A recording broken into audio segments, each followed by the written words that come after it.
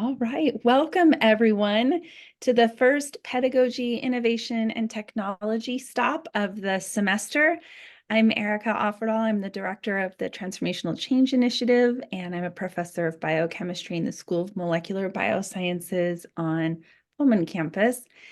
And just reminder that this is a monthly get-together that we have for faculty, and we have a whole range of topics.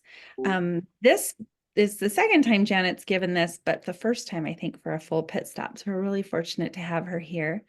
Other topics this semester are going to be on collaborative group work in the classroom, alternative assessment strategies, and then tools for measuring equitable student engagement in the classroom. So keep your calendars clear and be looking for those emails so that you can join us. Today, as I mentioned, very excited to have a dear friend and colleague, Dr. Janet Peters, joining us. She's a scholarly associate professor of psychology. She's also the director of Instructional Excellence and Innovation on the Tri-Cities campus and a LIFT facilitator. So I'm excited she's going to share with you just some ideas that you might be able to put into play for documenting your teaching for reflection, improvement, promotion, and tenure. So I'll let you take it away, Janet. Okay, hi everyone. Thanks for meeting me here on a Thursday afternoon. Um, Erica, do you mind monitoring the chat a little bit? Because as I told Erica before, I got some new monitors and things are showing up in just ways that are unexpected. But I just want to say hi. Absolutely. I'll look at chat, and if people want to ask a question anonymously, they can also use the Q&A, and I'll monitor both of them, Janet. Thank you, Erica. Okay, so hi, welcome. We're talking about documenting your teaching. I'm Dr. Janet Peters.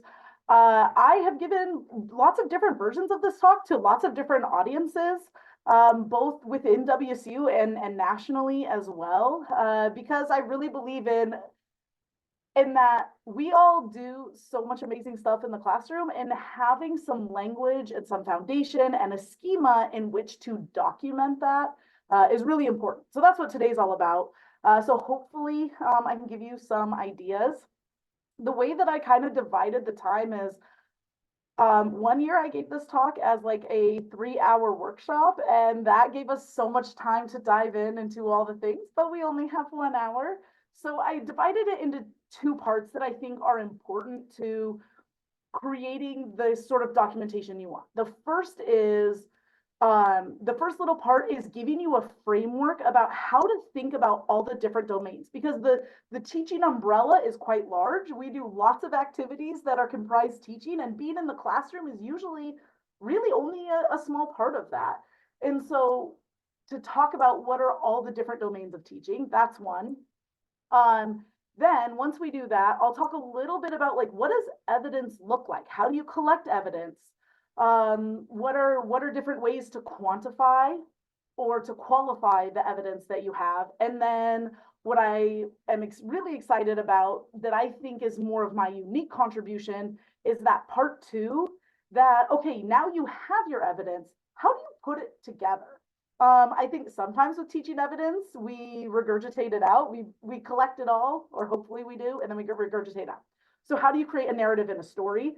And then I have this section I call tiny advice, which are little things that I've picked up the way for my own documentation that help me, and maybe they'll help you, and maybe they won't, and you can ignore it. But I like that little tiny advice idea. So that's the layout of the land for the day. So in general, like, why is this important? I think you're here partly because getting feedback is part of this informal development process that we have. It's a feedback cycle, right? We get this information to improve our own teaching, but also it's part of our job, and we are evaluated on that, right? We are judged and evaluated on our teaching. Or maybe you're going up for a teaching award and you want to know, get some advice on how to put together your documentation. I think the other reason is that the thing about our jobs is that they are multifaceted, and I don't know who's all in this room, but I bet if I went and asked us, very few of us all have the same job. We have different expectations based on your department, based on whether you're career or tenure track, whether you're teaching or scholarly or you have administrative. Like, we all have these like slightly different jobs, and being able to put your work into a way that can translate to no matter who's reading it is really important. And the thread that ties all of this is evidence, right? Like, you need, whether you're looking for it for informal feedback, whether you're looking for it for an award or promotion, you really want to collect evidence throughout this process, and that can take many different forms. Here I've just given you some forms, but really what we're going to do is dive into those forms of data.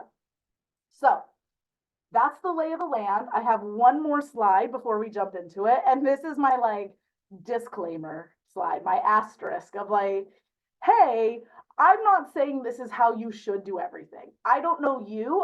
I mean, I might know you, but like, your context, you might have a different college, a different department, a different campus.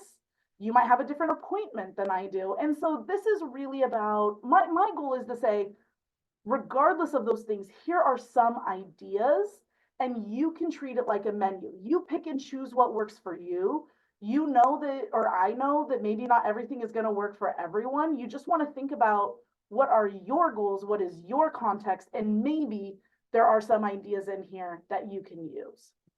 The other thing that I want to say is, I am not a fan of reinventing the wheel. I don't do it very often. Instead, I like to use other people's expertise.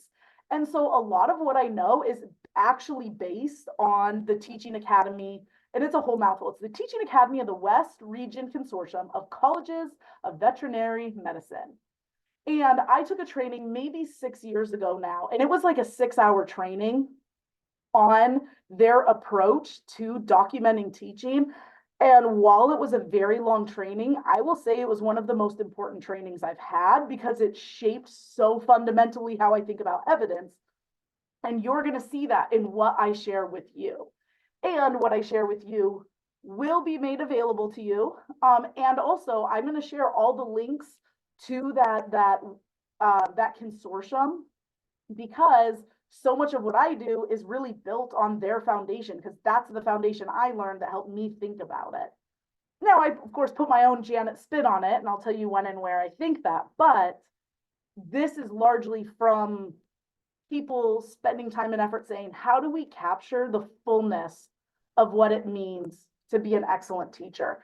So when I talk about the framework, when I talk about domains of excellence in teaching, we're going to talk about the different facets of what that means, because of course, right? So this is the foundation that everything later will be built on. And they have broken it up into 6 domains of teaching. So here you see the teaching activities, right? These are your in-class instruction.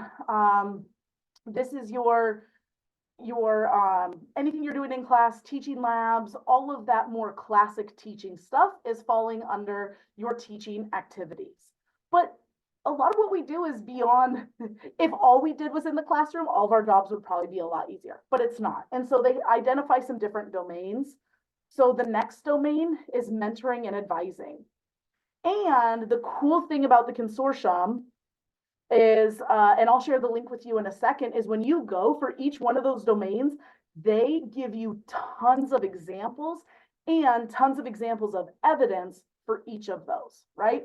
But I think we can all identify with doing some mentoring and advising. Some of us do it informally. Student drops by and says, hey, how do I study for the GRE? And some of us do it formally. Maybe you advise a club or mentor undergraduate research, all that kind of stuff. They have learner and outcome assessment. And this is stuff that you do that's beyond what you do in the classroom, right? So of course you're assessing student knowledge in the class, but a lot of times we are all engaged in learner and outcome assessment beyond the classroom. I just had a conversation with the faculty today that was like, oh yeah, I just am doing some program assessment for my college, right? That's a teaching activity. And yes, it's outside the classroom, but that contributes to teaching excellence here at WSU and elsewhere. They have educational research and scholarship for those of you that engage in what we refer to as SOTL, Scholarship of Teaching and Learning, right? That is under this teaching excellence domain. Curriculum and program development. I know some of you, I think today was the deadline for new classes or updating classes.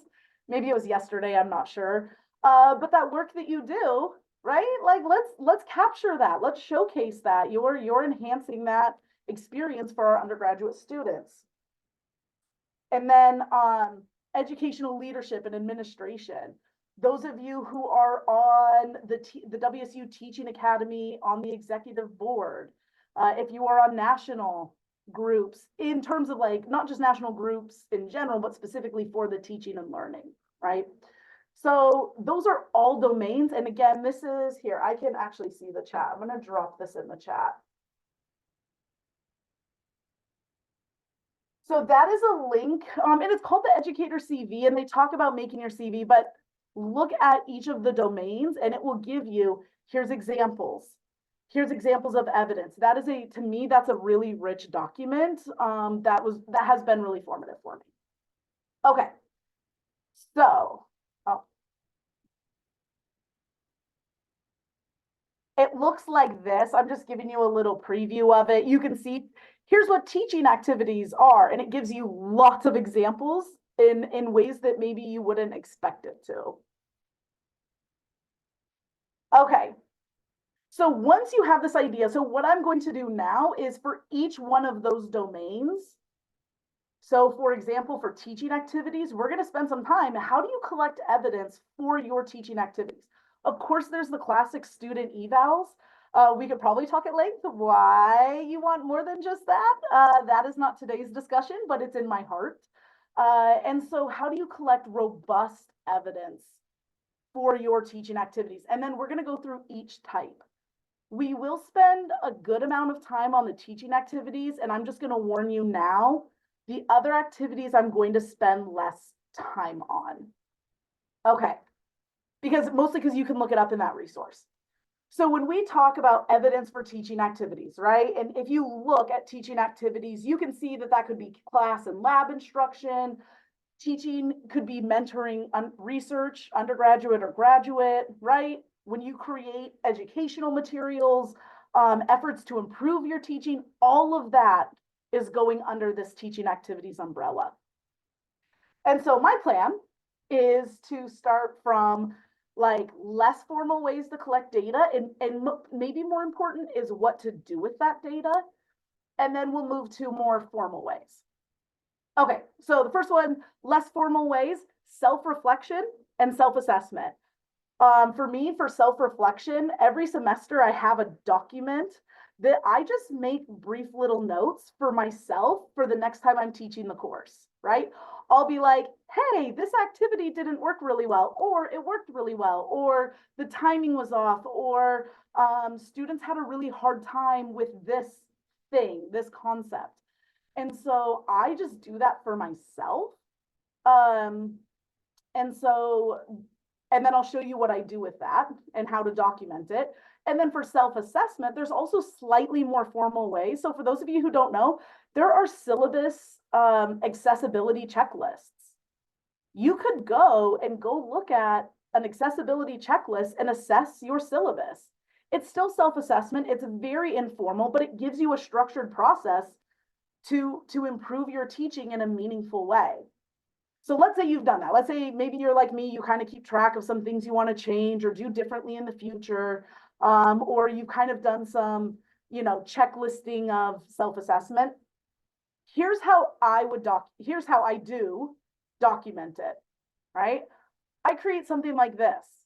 So on the left, you see, here's an observation I had. I teach stats, so that'll be is that homogeneity of variance was a hard concept for them. Right? That's my observation. I noted that. So my response and action is next time, what I did the next time was I reserved space in our Learning Glass studio, and I recorded a review video that covered that bottleneck concept. And now they can access it whenever they want. I have it for future semesters. When a student is struggling with it, I have a nice resource to refer them to. And so yeah, that's just informal self-reflection, but being able to say observation and your response, I think is really powerful. It takes that from informal into something a lot more meaningful. And I've given you some other examples there that you can read if you want, right? Like last semester, I gave a project to my freshman seminar class, and their final project wasn't quite what I thought it was, and I realized like I need more scaffolding. Like, so the next time I teach it, I will be adding a scaffolding step in there to improve the outcomes. And that's just me observing. I was going to do it anyways, but I might as well document and show, hey, I'm noticing, I'm paying attention, and I'm making adjustments. So that's one way you can do it.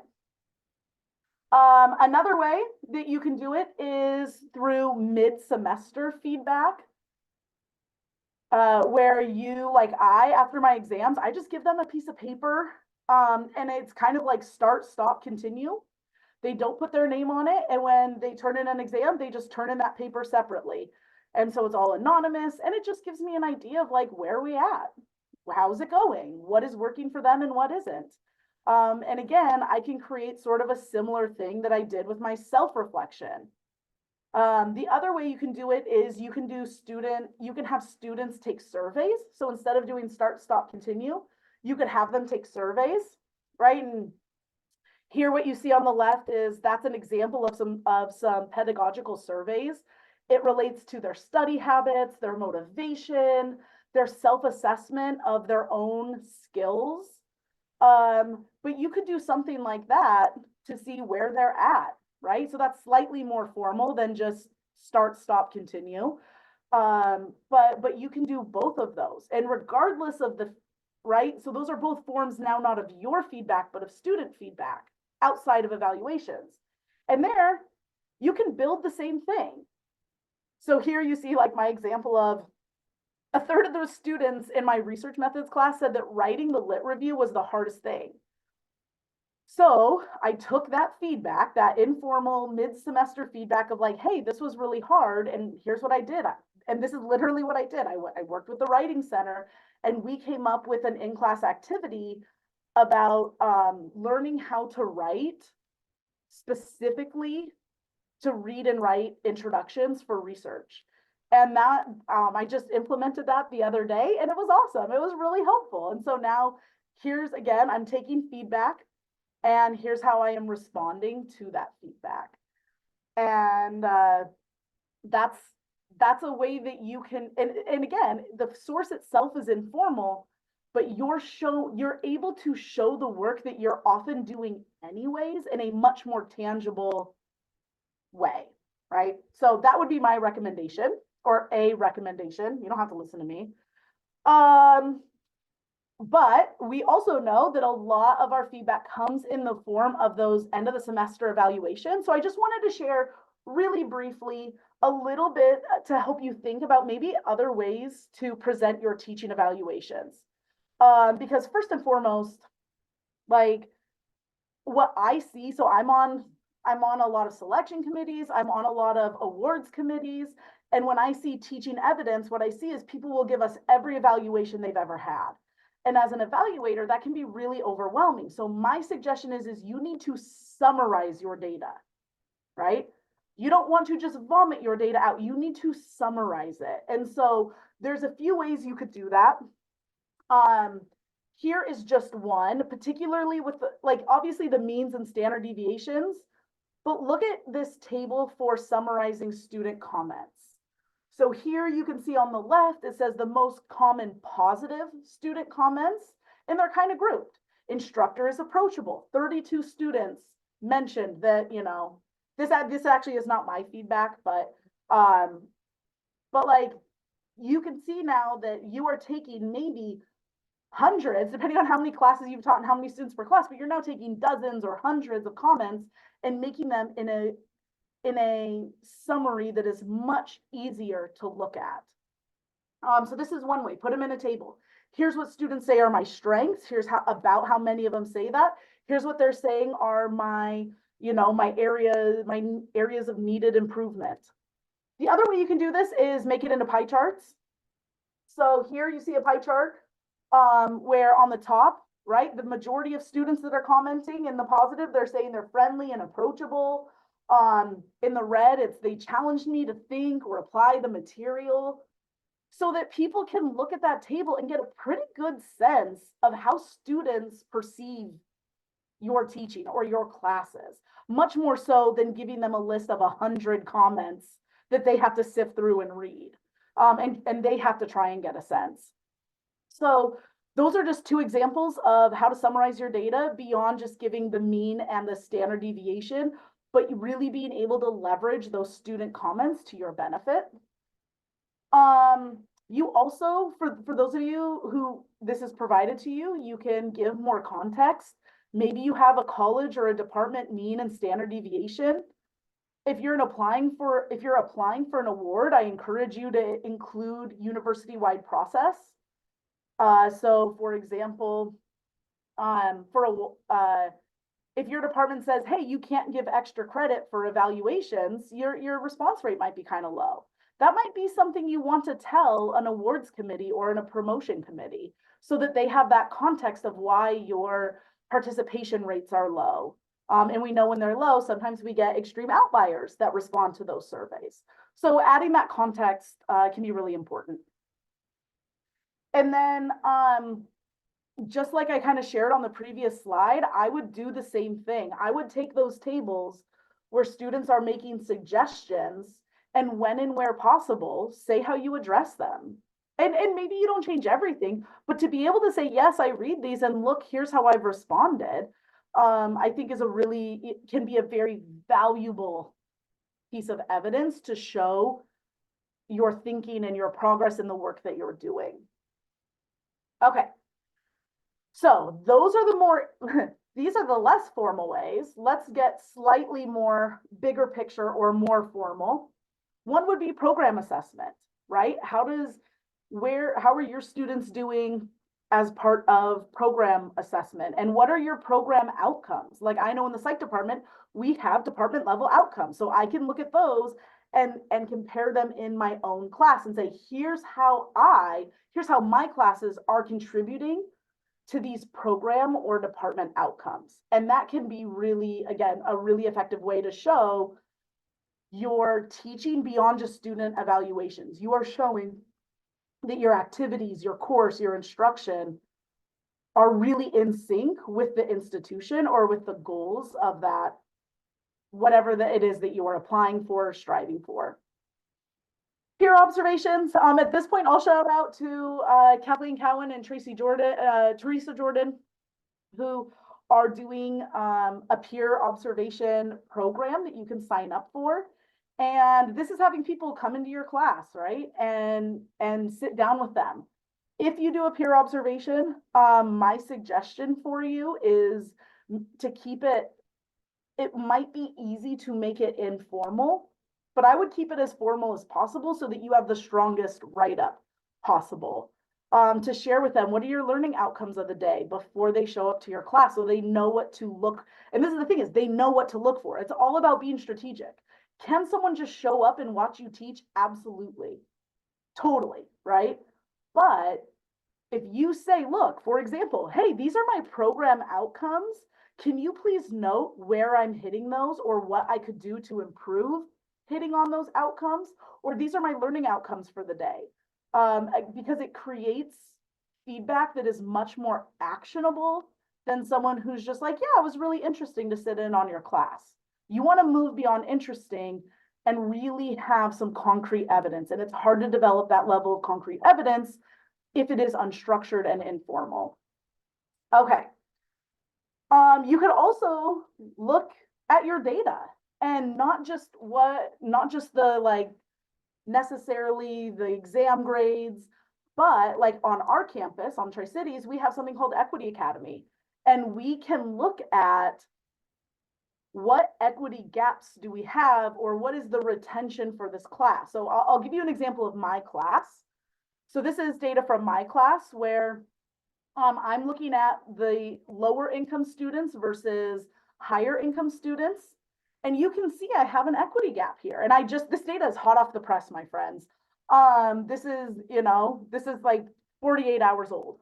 And so as I think about next semester when I teach this specific stats course, one of the things that I realized is like, hey, that course requires statistical software, and a lot of my students do not, they have Chromebooks, they don't have computers that can run the software. So on the first day of class, I want to make sure that students know that our campus has a laptop program where they can get a laptop so that they can run the analyses without having to rely on the campus labs, which aren't always available to them. You know, and that might be a barrier for my lower income students. And so now that I see that, what actions am I going to take to address that? And so you can look at student outcomes and where do you see equity gaps, or where do you see differences in how students are succeeding, and improving on those. So that's like, again, we're getting to that like high level, more formal data. And I see a bunch of questions in the chat about how we got the data. That's for our equity. Oops, sorry. That's for our equity academy. And so we have that data on our campus. We have our IR person runs us and creates the reports for us. And then Katie asked, how do we define success? For my class, success is DFW rates plus C minus, because that class you have to have a C or better to progress in the major. So that's how I define it. But because that's what it is, like they have to get a 72 or better in my class. So success, the operational definition of success can vary, but that's what it is for my class. And then, okay, so then the last most formal piece would be the scholarship of actually doing research, of saying, I want to study this in a way that is systematic enough to publish. And again, using, you could use some of those pedagogical scales I linked earlier and say, yeah, I want to know, does what I'm doing, like for me, I've done research on students' anxiety around stats. And I want to know, like, do my interventions, is it actually decreasing student anxiety, right? In a way that, like, I'm not just, that I can publish. And of course, there's the IRB and all of that, but that's the most formal level of assessment is getting it through and publishing it. So that's all the evidence for teaching success. We're going to come back to this, but I want to talk about the other domains. You are not going to like this. I'm just going to preview this. You're not going to like it. I'm going to go through these quicker because I gave you that document. And to me, the point isn't regurgitating what the that consortium of vet med has already done. Like, it is about how do you take that and build something that is compelling. So, but I will show you what some of the evidence is. So here for evidence for mentoring and advising, you can see there's lots of different evidence, everything from letters to awards, to keeping track of your students that are successfully passing the MCAT, or that are, you know, finishing, successfully having a successful undergraduate or graduate thesis, any presentations that you have with students. But I think the thread through a lot of these, and I hear faculty talk about this a lot, about what a pain it is, but it's quantifying, right? It's quantifying. So if you're writing letters from of students you're advising, how many are you writing? How long is it taking you? How many schools? So like, I realized this year that I was like, oh, I wrote X many letters, or I wrote letters for this many students. But a lot of those students need multiple letters. And sometimes, like I have a student who's applying for a master's level program and a PhD, right? And I had a student who was applying for one in social, and they applied to some social psychology programs and some clinical counseling psychology programs. So I had to change. It wasn't just I couldn't use the same letter for multiple. So quantifying it is really important. Okay, that's mentoring and advising. This is learner and outcome assessment. And as a reminder, this is assessment that's outside of class assessment. I'm not talking about your exams, right? That's within the teaching domain. This is any learner and outcome assessment you're doing outside of your class. This is for your department or your program. This is if you're working together with people teaching the capstone and you're trying to figure out if the capstone course is meeting your student learning objectives.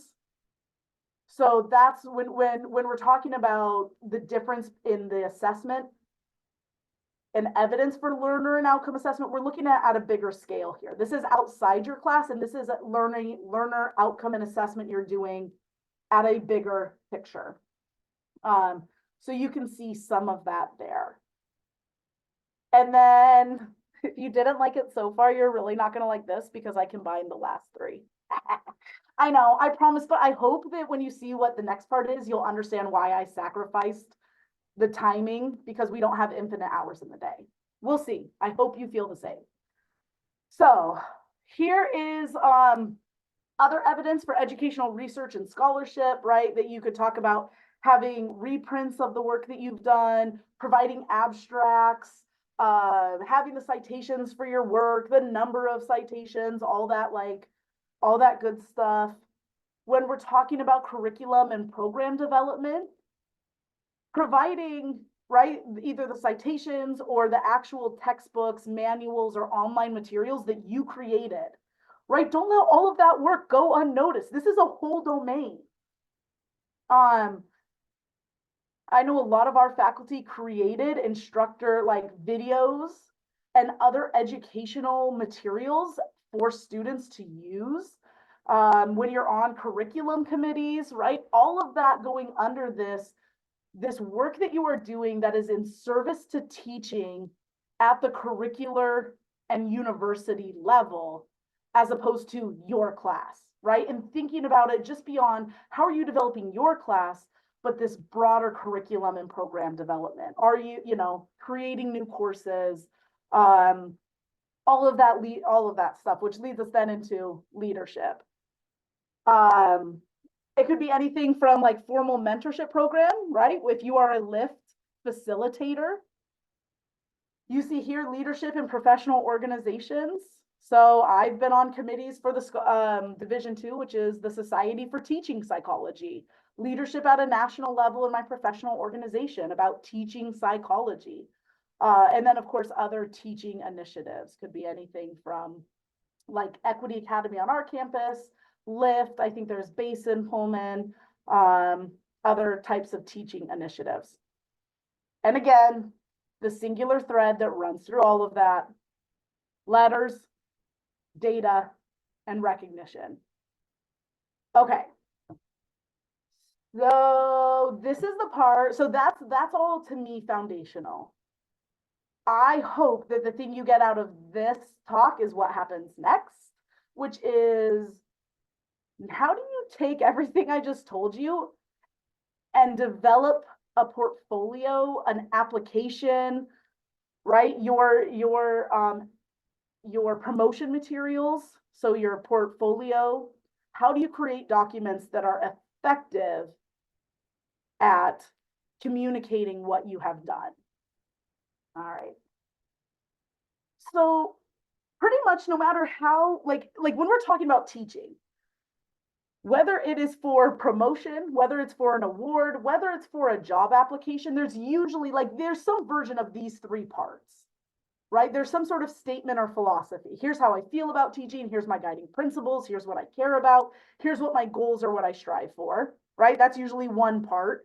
You have your evidence of it, teaching your student evals, your peer observations, right? And hopefully now you have some more ideas of other things to include in teaching evidence, but you've got your teaching evidence. This is how many undergraduate students I worked with. And then usually there's some form of additional materials. You upload a copy of your syllabus. You show, hey, here's a project that I do, right? So you provide some sort of assessment or example of student work. So for me, when you start, the key to being effective is from the moment you begin is establishing your theme. Who are you as a teacher? Right?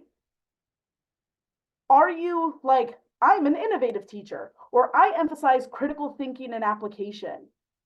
What is your, like, who are you? What is your thing? I will tell you mine, you can't steal it. I might regret telling you because now I might see this on every document I've ever seen, but I will tell you what mine is. I know what mine is. Mine is, I am a catalyst for faculty and student development.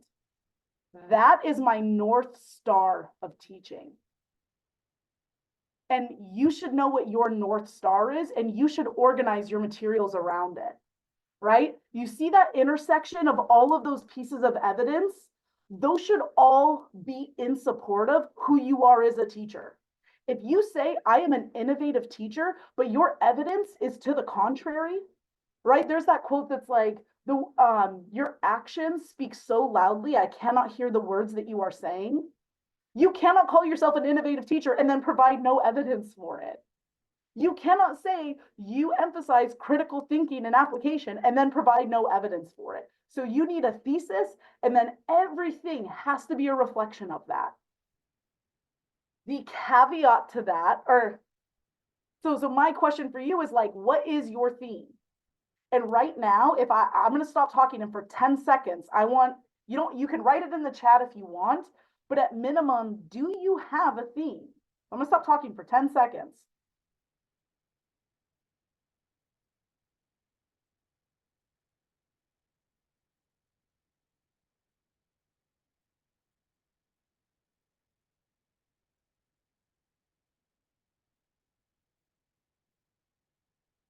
Okay. Now, maybe you didn't come up with something in 10 seconds and maybe you did, but if you didn't, I would say you should spend some time thinking about what is your rallying cry? What is your North Star? And especially if you are going up for a promotion or for an award, you need to know what that is, because you need to tell a story. If you just regurgitate all of your evidence, it is going to be sloppy and it's going to be hard for people to say, wow, this person is innovative, or wow, this person really promotes critical thinking, or they have so much that students can apply. And so you want to think about that. I will add, this doesn't always exist in a vacuum, right? There's some context there. Who's your audience? I would argue that if you're going for, let's say, the Oaks Technology Award, you're probably going to posit your materials and create, and what you share and how you share it is probably going to be different than when you're going up for promotion, right? Going up for an award related to service learning or for teaching in STEM is going to be really different than an award for if it's just like the President's Teaching Award, right? That's more general. So my point is that yes, know your thesis, but also know your audience and context as well, and adjust your thesis as needed. So that would be sort of the first piece is, you can't put together an effective document if you don't know what your guiding principle is. So get your guiding principle and then start to organize your stuff. Okay, here's some other food for thought. This comes from the Vanderbilt Center for Teaching and Learning. Is part of your goals, like, give a fair and accurate presentation of yourself. It's pretty sketchy to only put in positive comments and take out any negative comments. Now, that doesn't mean you have to include every negative comment, right? But showing, like, making sure that you're presenting like this is, this is what students are saying, and also this. But the thing that you do is, when you show how you've addressed those comments, maybe the negative or developmental comments, it's a much stronger portfolio. Again, highlight the positive. Absolutely highlight the positive. But it's pretty, when I'm reviewing portfolios, I think it's pretty skeptical when it's clear that they have only included positive things. Especially if their teaching evaluations don't match up to that. I think that's a sketchy thing to do. Here, this harks back to what I just said of, like, making your story clear. To me, when you're putting together a portfolio, it shouldn't just be bits and bobs of evidence. It shouldn't be a little here and a little there. You shouldn't rely on your audience to triangulate that evidence. It should be you saying, this is who I am, And let me tell you all the ways that I am that person. And you want to have that, you want to have control of that organization and that story and that narrative and leading them through that with evidence. And then, of course, like when you provide evidence, make sure it has context, right? And we'll talk a little bit more about that as we go through. So this is where we get into like, these are things that I recommend after reading lots of documents. Here's my first bit of advice. When you are putting your materials together, particularly any statement that you make, is that you need to show your audience, not tell them, right? So here's something I read a lot. I create hands-on learning opportunities for my students. You know how many times I've read that? Do you want to know how many faculty say I am passionate about teaching? I'm an enthusiastic teacher. Everybody says that. Everyone says I'm enthusiastic. Everyone says I try and create a positive learning environment. So my thing is like, if your thing doesn't differentiate you, it means you're telling them you need to show them. So instead of saying I create hands-on learning opportunities, you would say every semester, my class partners with a local nonprofit organization. Students analyze data and report their findings to our partner. That is showing, right? And so like, as you think about your teaching statement and saying, oh, I care about this or I care about that, instead of saying you care about it, show me you care about it. Right? Lots of people say, oh, I always include active learning and high impact practices. I think it makes the learning environment so much better. And then they spend an entire graph telling me how important it is to them, instead of one sentence saying, hey, I care about this, and then 4 sentences saying, here's how I show that, right? Which is, here's how I start class. Here's the projects that I have them do. Here is the research that shows why these clicker questions are important components to creating this kind of learning environment. Another example, and I think this is salient to me because I've read about this a lot lately, is people talking about how important equity is to them. It's really important to me. It matters that all my students' voices are heard. I want them to know that I respect them. And again, that is like, I love that. That is a noble pursuit. But I want you to show me, what do you do to let the students know, right? How are you showing that to them? And so for example, my show would be, at the beginning of the semester, I always survey my students so that I can learn their names, I learn their pronouns, and I learn how to pronounce their names correctly. They write their names phonetically for me so I can make sure to pronounce them correctly. I just updated my reading list for my research methods class, and I made sure that my syllabus is a reflection of people from various backgrounds.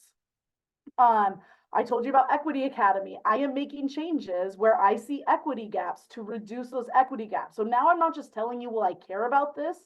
This is me showing you I'm doing something about it. And if you need help, like if you're like figuring this out, I have some advice for you. The first is, it's called using the STAR method. And they talk about this when you talk about like in job interviews, but it's actually really relevant to teaching. And so the STAR method is the situation, what's the context, what are your goals, like the task in terms of the responsibility, the goals, the outcomes, what did you do, and what is the result of that? And the thing about the STAR method is that it moves from talking about something as a value, as an aspirational value, to here's how I how I enact this value, right? Or this thing that I'm telling you I care about it. Here's how I'm showing you I care about it. So I'll walk you through just a quick example of mine. Is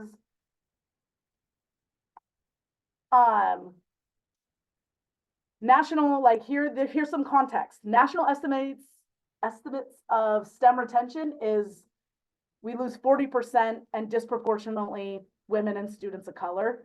And for our campus, my Tri-Cities campus, that's especially relevant because we are the most diverse campus in the WSU system. Right? So there's my context. There's my situation that says, look, we see this trend happening. It's relevant to our campus. And so our goal is to reduce that. Our goal is to have equity in outcomes, right? And our goal is to empower faculty to have equitable teaching practices. So here's the situation, the context, here's the task, here's what our goal was, and here's what we did. And I could have written a lot more on this, but you know, space and time. Here's what we did. Here's the program. It's a 3-semester long program where we use disaggregated data. We look at where the gaps are, we create a plan of interventions, and then we implement those interventions. And as a result, spoiler alert, we're still collecting data, but like as a result, we're seeing equity gaps reduce, right? And so, and here's some examples that in one class it reduced the DFW, in one class it reduced the gender equity gap, etc. So that's where, oh, making sure my timing's right. That's where you get that behaviorally anchored. So now instead of saying, hey, I care about equity, it matters a lot to me, I want to treat all my students fairly, here is a very specific way to demonstrate the ways in which I'm not just talking the talk, I'm walking the walk. And that's what effective evidence looks like. Because saying you care about something isn't necessarily evidence, it's aspirational.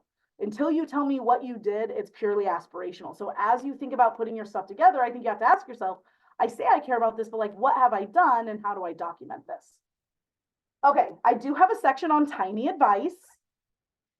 So here's my tiny advice. These are things that like are just small, but they might make your life better. If not, you can ignore them. The first thing that I do, I match my inbox folders to Activity Insight because I'm lazy and I don't want to look for things later. So this is my inbox, and you can see like, you can see here, look at all the different, like, here's my service, awards and honors, and notice innovation and curriculum, because I always forget what I've done in that area. The other one you see is institutional priorities. You know, that little box on Activity Insight? I keep that as a folder, and when I do something that's in alignment with institutional priorities, I just pop it in there. And this is really helpful. It's helpful to me. Maybe it's not helpful to you. And if we zoom in a little bit on some of these, so here you see like my service, my subfolders in service, again, match the subfolders in Activity Insight, where there's university and campus service, there's professional service, there's public service. And then even within that, like there you see for university and whatever it is, campus service, I have all the, you know, the things that I've been working on this last year. And then when I go to Activity Insight, I just go to the corresponding thing in my email folder and I can match it. Now that might not work with everyone, but it works for me. It helps my brain keep things in a way that I don't forget about them. The other piece of tiny advice, because I always forget what I'm working on, is I made this really quick form. It's 2 questions only. It's designed to be quick, because if it's too detailed, it's going to be too much of a burden. I'm not going to do it. So I made this Google form. It's like, what year did the thing happen? And then what do I add to my CV? And so like this summer I did this, it's called Excellencia in Education, and it's to accelerate Latino student success. And I did a 4-hour training of it in the middle of the summer. And I was like, I'm going to forget about this. So I just popped that in there. I said, I just put like the year 2023. And then I said, July 12th, 4 hours. That's it. Right. Because then later I can add that one wouldn't go on my CV, but it would go into my Activity Insight. And then like what I just did, because I just filled out my annual eval, is you can export those Google forms to an Excel file. So I just went to the Excel file and I just made sure that my Activity Insight included everything that was on there. And it was really like, I've done this for 2 years now and it works really well for me. And the other thing I do, you can see here, this is my taskbar, and there it is, right? You see that CV additions? I just keep it there. And anytime I'm like, oh shoot, I don't want to forget about this, but I'm too lazy to add it to my CV or to my activity insight right now. This is a problem for future Janet. I just pop it in there. Future Janet can use those breadcrumbs, but that way I at least have breadcrumbs. So it works for me. You can ignore it, but that's what I do. Other tiny advice that I think we forget is use your support system. Um, I really encourage you, if you're going through promotion or awards, ask people for their what they did. Be like, hey, you just went up for promotion. Will you share your documents? I was going up for an award last year, and I contacted one of the previous award winners and said, hey, I know you've won this in the past. Do you mind sharing? And just reaching out and being able to see a variety of examples might help you think of your own documents, your own teaching in ways you hadn't thought. Also, that means that I am willing to share with anyone who asks. If anyone wants any of my materials, you ask me. I don't care if I know you. I don't care if we're the same department. If you want it, I will happily share it. But use the people you work with and ask for examples. And the other related thing is use your promotion and tenure committee. And what I want to throw out for anyone who is particularly career track, because I think tenure track, it's much more ubiquitous that you have a promotion and tenure committee. Career track doesn't have that. So if I'm talking to you and you don't have a promotion committee, you should make your own. Don't wait for your department to do it. Make your own committee. And if you need someone to be on it, I will be on it. Everyone should have a promotion committee, regardless of your appointment, because you need people to help do what we're doing now, to figure it out, to brainstorm, to figure out what is your thesis, right? What's your North Star of teaching, and how do we rally around that and create a compelling story? And along those lines is find mentors. Find mentors in your department, outside of your department, at WSU, not at WSU, right? And if you're having trouble finding mentors, reach out to Lyft, reach out to TCI. If you're on the Tri-Cities campus, in the Instructional Excellence and Innovation, and you want to reach out to me, right? Like have people in your corner, and don't be scared to use them. That's what mentors are for. And when someone so don't feel like you have to create it alone, I guess is my point. All right, here we go. Here's my last point. You're amazing. I know you're amazing. You know you're amazing. We're just trying to figure out how to show that, right? You are here because you care about teaching and because you want to document and you want to do a good job. And so we want to be able to showcase all of the things that you're doing. And if you have any questions, I know Erica, I think sent this in the email. She's recording this. I will, of course, make my slides available. I will make all of the links in my slides available. Anyone who wants anything else, I will make whatever it is you want available to you. Just say the word. And I think that gives us some time, so as much time as you want for some Q&A.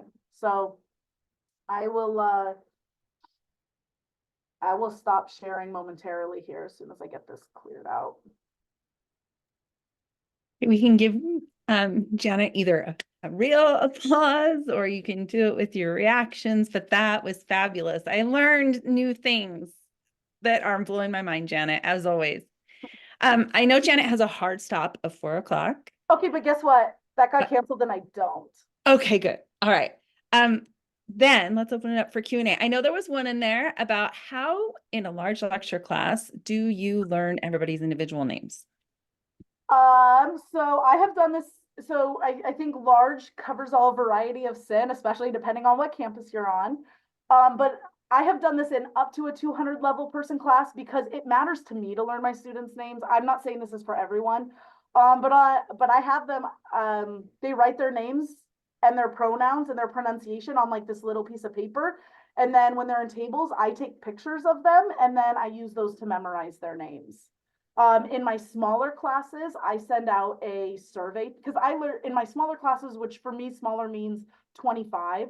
I learn their names through lots of different ways because we have smaller classes and they're doing homework, and I just have a lot of high contact with students.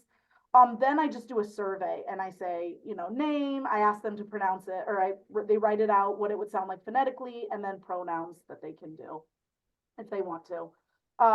So I don't have a perfect way to do it for big classes. I just they take like little group pictures and I memorize their names from that. One thing I do for large lecture classes is I take a manila folder and 3-hole punch it, and I hand those out on the first day.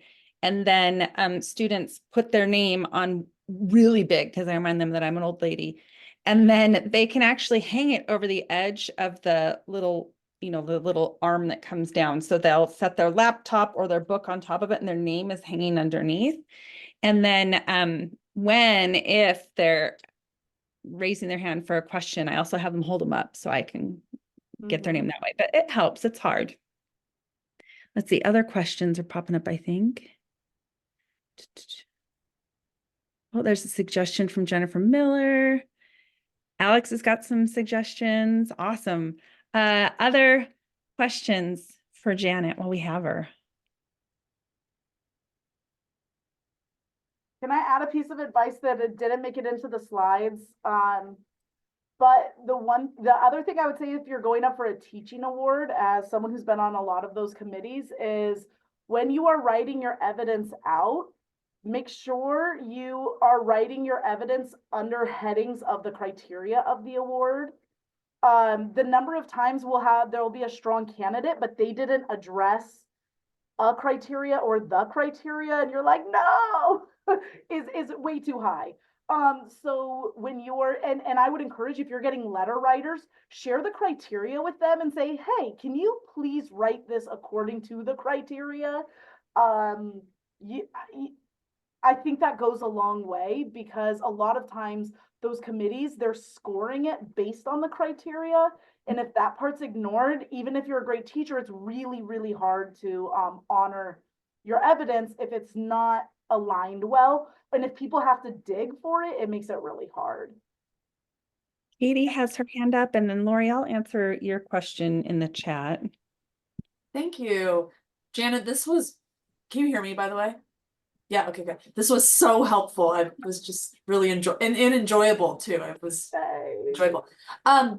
So in my department, we do have formal mentoring committees for career track as well, which are great. I also have informal mentor relationships across the department, but not the department, across in different colleges.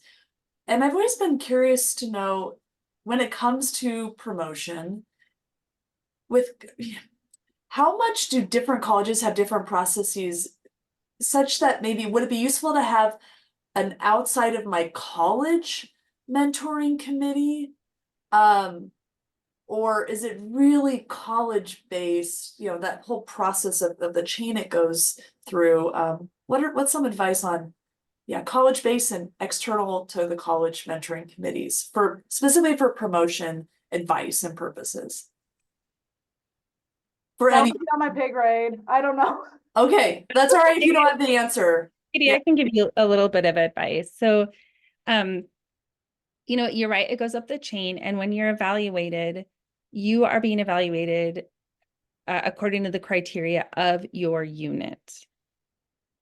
So even after it leaves your department or school and goes to the college level, the college committee will be reviewing you against the criteria that was in your unit, and then the criteria that are at the college level.